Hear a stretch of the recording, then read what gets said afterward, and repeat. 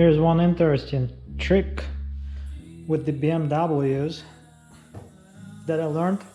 If you have a transfer pump, stick one end into the expansion tank, get the other end into your drain bottle, whatever, and just start pumping. This will suck out at least a gallon of coolant. Here we go. Just put it down all the way. Just push it.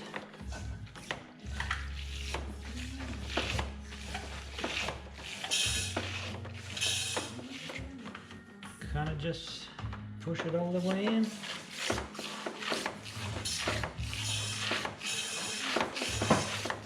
It's fast and it's not messy.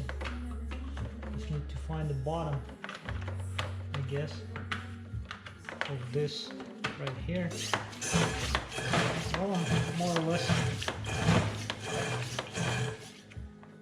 more or less empty.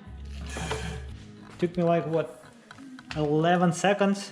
It's almost a gallon. Well, it's not full, but that allows me to get all that water coolant out, and then what's left in there, it's going to drip and such, but kind of like it.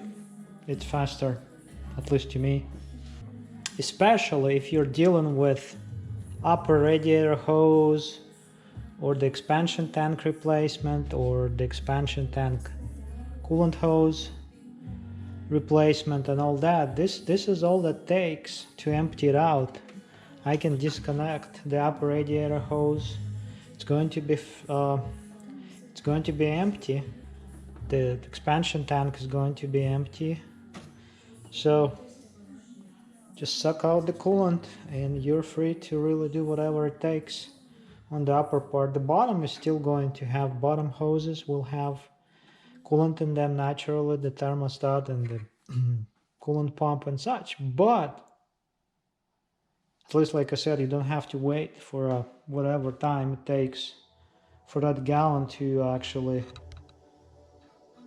seep out of that radiator drain plug. So works for me.